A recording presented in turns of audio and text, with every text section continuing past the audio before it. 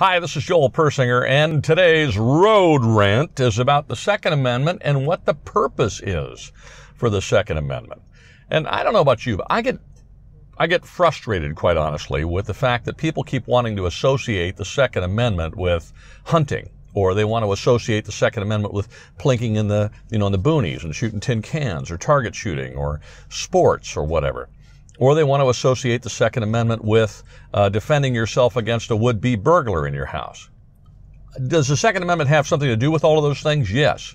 But let's get real about why the Second Amendment was created and why so many of these government organizations fly in the face of it, even though the courts oftentimes will say, well, that doesn't, that particular law serves a compelling government interest, and so we can limit your Second Amendment rights, which is exactly the opposite of what the framers considered when they put the Second Amendment in place in the first place. One way to think about that is to look at the Third Amendment. That's the one nobody talks about anymore. And it's the amendment in our Constitution that guarantees that the government cannot garrison troops in our house. In other words, they can't go to our house and say, hey, we're moving in, I'm bringing all these troops in, and you have to get out. Or, you can sleep in the basement, or you can sleep in the, in the laundry room, because we don't have room for you in this house anymore. We've just taken over this house to put troops in here. The government no longer has the right to do that. But did you know that in revolutionary times, that was not an uncommon occurrence? Troops would just come in and do whatever they wanted to do with the houses that people owned. Troops would just walk into a house and search it for things. Hence we have the Fourth Amendment, which guarantees us a right against unreasonable and unlawful searches. We have the Second Amendment precisely to enforce those other amendments. The Second Amendment exists so that if our government, our federal, state government, doesn't matter, local government, becomes oppressive and begins to oppress the people, we have the ability to resist it. We have the ability as a people to fight back. That's why our Constitution says that when a government gets to the point where it oppresses the people and becomes oppressive and becomes dictatorial, we have the right to either abolish it or correct it. Well, you can't abolish a government that has more power militarily than you do. By the way, in case you didn't know it, our forefathers hated the idea of a standing army because they knew that a federal government or any government could use a standing army to oppress its citizens.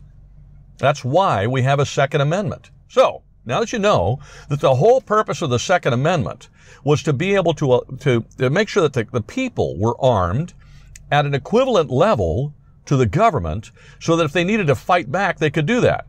Okay, well, I don't have room in my driveway to put a tank or a helicopter or any of those things. But I surely could own a rifle that I could fight back with. I could own a shotgun I could fight back with. I could own a handgun I could fight back with. I could have body armor that was equivalent to that of the military if I wanted to fight back, if I had a government that was oppressing people and murdering people and doing things that it shouldn't be doing and taking over towns and that kind of stuff. Now, truthfully, I don't foresee our government doing that anytime soon, but the purpose of the Second Amendment was to allow us to fight back if it did. And we have example after example after example around the world of people who are oppressed by their government, and because they're unarmed, they have no ability to resist. Now, if we think about that, and in context, we look at the 10-round or 7-round or wherever you are, 15-round magazine limit. Wait a minute. If I'm supposed to be able to have a firearm that is equal to that of the government, so that the government is not better armed than I am, then why is the government allowed to tell me that I cannot be armed as well as they are, that they get to be better armed than me?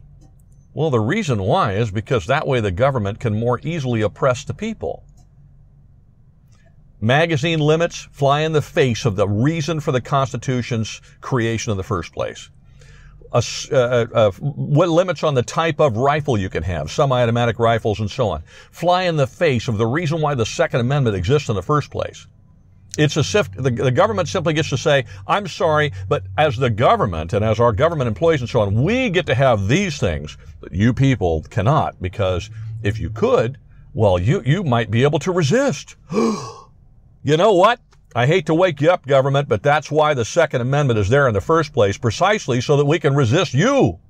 I hate to wake you up, government representatives, but that's why the Second Amendment exists in the first place, so that if you become a tyrant, or if you become an oppressive government that oppresses and hurts people, that we have the ability to overthrow you and create a better government. Now, like I said, I don't see our government doing that at the moment, and I really don't see that coming anytime soon. But that doesn't matter.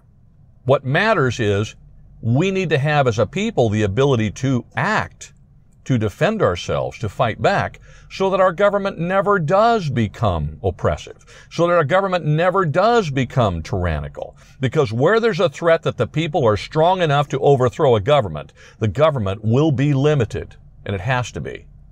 So when you look at these Second Amendment arguments, understand the context in which the Second Amendment was drafted in the first place. It was not drafted talking about muskets. It was not drafted talking about hunting. It was not drafted talking about shooting at the range. It was not drafted talking about sports. It was drafted so that the people of the United States would always and forever have the ability to fight back against a tyrannical government, which is precisely the type of government that our forefathers lived under until the Revolution. Well, there you are. There's my rant. I hope I didn't irritate you too much. If I did, leave me a comment. You know, as you can tell, I'm not politically correct, and I really don't care if I irritate people who disagree with me. So if you disagree with me, hey, let's have that discussion. Leave me a comment in the comment section. I'd be happy to talk to you. And please visit us on Facebook. Come visit me on Facebook. Follow me on Twitter.